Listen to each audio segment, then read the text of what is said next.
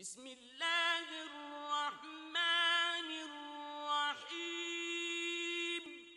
مزدور سے کہو، دہقان سے کہو کہ اٹھو اور یہ انقلاب برپا کرو، اس کے لیے وہ جو میں نے عرض کیا ہے کہ باطل کا نظام مذہبی پیشوائیت کی استمداد کے بغیر قائم ہی نہیں رہ سکتا، اس کی طرف نگاہ گئی اور فرشتوں سے کہا کہ اب کرنے کا کام یہ ہے کہ کیوں خالق و مخلوق میں حائل رہے پردے، پیران کلیسا کو کلیسا سے ہٹا دو۔ اصل و بنیاد کو کھیلو، یہ سب ان کی وجہ سے ہوتا ہے۔ آپ اپنے دور ملوکیت کو دیکھیے، ذہن میں بھی نہیں آتا کہ اسلام جیسا صدر اول کا انقلاب اور اس کے بعد شاہنشاہیت، آمریت، انسانوں کی حکومت وہ قائم رہی، 1000 برس سے چلی آ رہی ہے۔ کس آسرے سے؟ ممبر و محراب پہ کھڑے ہو کے یہ علماء ہمارے ہاں کے دعائیں دیتے تھے ان کے حق میں، ان کی مملکتوں کے خلد اللہ مملکہ اید اللہ بنصری وغیرہ دعائیں دیتے تھے۔ فتوے ہیں کہ بادشاہ سے ایک فقہ میں تو یہ ہے کہ قتل کے سوا کوئی جرم ایسا نہیں جس کا مواخذہ کیا جا سکے۔ دوسرا فتویٰ یہ ہے کہ یہی نہیں کہ اس دنیا میں مواخذہ نہیں کیا جا سکے گا، قیامت میں بھی بادشاہوں سے مواخذہ نہیں کیا جا سکے گا۔ یہ تھے آپ کے ہاں یہ مذہب کے علم بردار جو ممبروں پہ کھڑے ہو کے یہ فتوے موجود ہیں ان کی کتابوں میں آج بھی۔ ان کو نہ ہٹایا جائے تو نظام باطل الٹ ہی نہیں سکتا، قائم انہی کے سہارے پہ رہتا ہے۔ اسی لیے اس نے کہا کہ کیوں خالق و مخلوق میں حائل رہیں پردے، پیران کلیسا کو کلیسا سے ہٹا دو۔ اور آگے کہا ہے کہ پتہ ہے کہ یہ لوگ کرتے کیا ہیں؟ حق را بسجود ہو، صنما را بطواف ہے۔ وہاں ایک سجدہ کر دیتے ہیں نماز پڑھنے کے لیے کہ اللہ میاں راضی ہو گئے، اور جا کے پھر ان کے مکانوں کا چکر کاٹتے ہیں، وہاں جا کے طواف کرتے پھرتے ہیں کہ یہ راضی ہو جائیں۔ کہنے لگے ان کی تو یہ حالت ہے۔ کیا نقشہ کھینچتا ہے یہ شخص، جو یہ شخص شعروں میں کہہ گیا ہماری آنکھیں دیکھ رہے ہیں، کائناتی حقائق ہیں جو وہ بیان کر رہا ہے۔ حق را بسجود صنم را بطواف ہے۔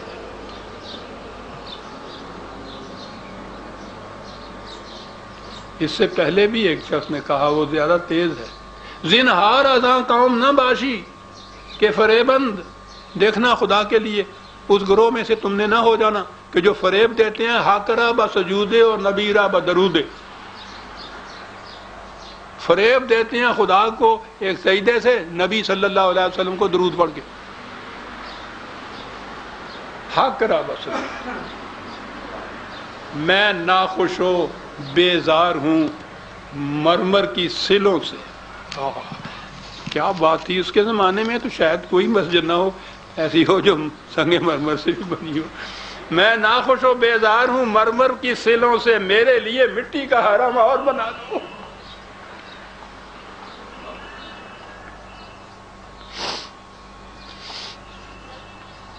یہ شریعت تک یا اہل شریعت تک ہی نہیں رہا یہ شخص، اس کی نگاہ تھی کہ طریقت یا تصوف یا پیری مریدی اس سے زیادہ گلا گھونٹنے والی ہے، ادھر بھی اس کی نگاہ گئی ہے۔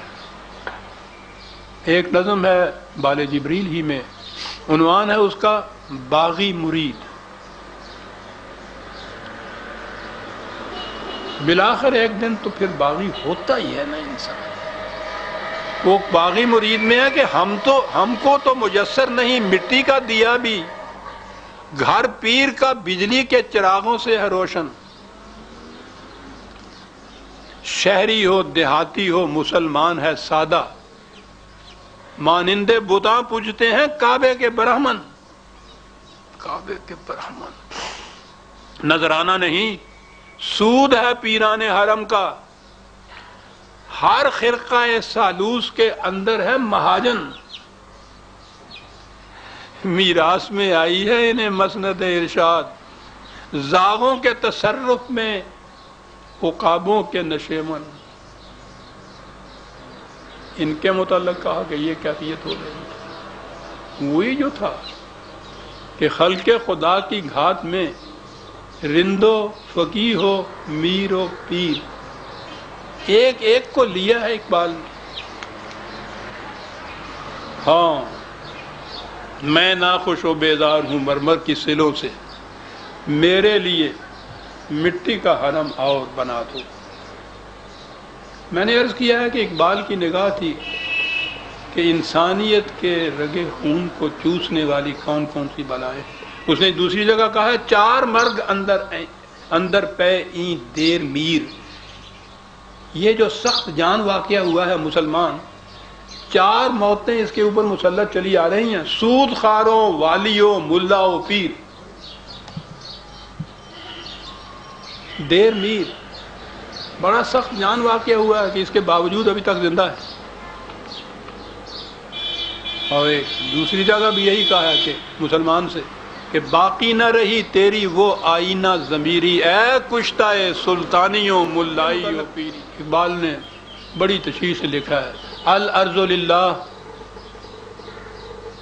ایک عنوان ہے مال جبریل ہی میں، جس میں یہ بتاتا ہے کہ یہ جو کچھ پیدا ہوتا ہے، زمین خود جو ہے وہ کسی کی مخلوق نہیں، بندوں میں سے کسی نے اس کو پیدا نہیں کیا ہے، یہ اسی طرح سے ملی ہے خدا کی طرف سے۔ اس میں رزق کے ذخائر موجود ہیں۔ اب وہ ذخائر جو ہیں پیدا کیسے ہوتے ہیں؟ ٹھیک ہے، انسان صرف ہل چلاتا ہے، محنت کرتا ہے، بادل سے بارش برستی ہے، سورج سے حرارت اور روشنی ملتی ہے، ہوائیں ملتی ہیں، زمین سے نمی ملتی ہے، یہ ساری چیزیں ملتی ہیں۔ قرآن کریم کی ایک سورت میں یہ سارا کچھ بتانے کے بعد کہا گیا ہے اللہ تعالیٰ کی طرف سے کہ اے زمین سے یہ کچھ حاصل کرنے والو، تم سوچو کہ اس میں تمہارا کتنا حصہ ہے اور ہمارا کتنا حصہ ہے۔ زمین ہماری، سورج ہمارا، ہوائیں ہماری، بارش ہماری، ہوا ہماری، یہ سارا کچھ ہمارا، تم صرف ایک محنت کرتے ہو۔ فصل اگی ہے، کہا کہ آؤ ایمانداری دیانتداری سے دیکھ لیں کہ اس میں تمہارا کتنا حصہ ہے، ہمارا کتنا حصہ ہے۔ انصاف کے ترازو سے تول کے تم خود فیصلہ کر لو کہ ہمارا کتنا ہے۔ وہ تو 90% ہی اس کا ہوا، کہا کہ ہمارا ہمیں دے دو، تم اپنا لے جاؤ، نہ تم پہ ظلم ہو نہ ہم پہ ظلم ہو۔ قرآن کے انداز ہیں عزیزان من۔ کہا کہ اللہ میاں سے کہ آپ تو کہیں سامنے آتے ہی نہیں ہیں، دیکھا ہی نہیں آپ کو، آپ کا حصہ دے کس طرح سے دے، کہاں دیں؟ متاع للمقوین، کہا بھوکوں کو دے دو، ہم تک پہنچ جائے گا۔ اقبال کہتا ہے اس سے کہ پالتا ہے بیج کو مٹی کی تاریکی میں کون، کون دریاؤں کی موجوں سے اٹھاتا ہے سحاب، کون لایا کھینچ کر پچھم سے باد سازگار، خاک یہ کس کی ہے، کس کا ہے یہ نور آفتاب، کس نے بھر دی موتیوں سے خوشائے گندم کی جیب، موسموں کو کس نے سکھلائی ہے ہوئے انقلاب، دے خدایا یہ زمین تیری نہیں، تیری نہیں، تیرے آبا کی نہیں، تیری نہیں، میری نہیں، یہ خدا کی زمین ہے ساری۔ الارض للہ، اس کی نگاہ اس پہ بھی تھی۔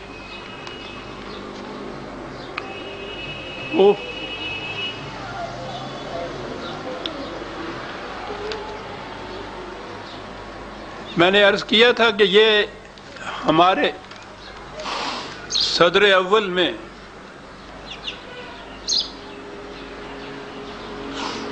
نظام خداوندی قائم ہوا،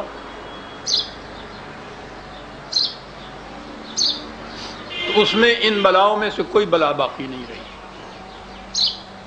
زمین کی بٹائی یا پٹے پہ دینے کے متعلق نبی اکرم صلی اللہ علیہ وسلم کی صحیح حدیث موجود ہے کہ حضور نے یہ فرمایا کہ یہ ربا کا کاروبار ہے جو تم لوگ کرتے ہو، چھوڑو اسے۔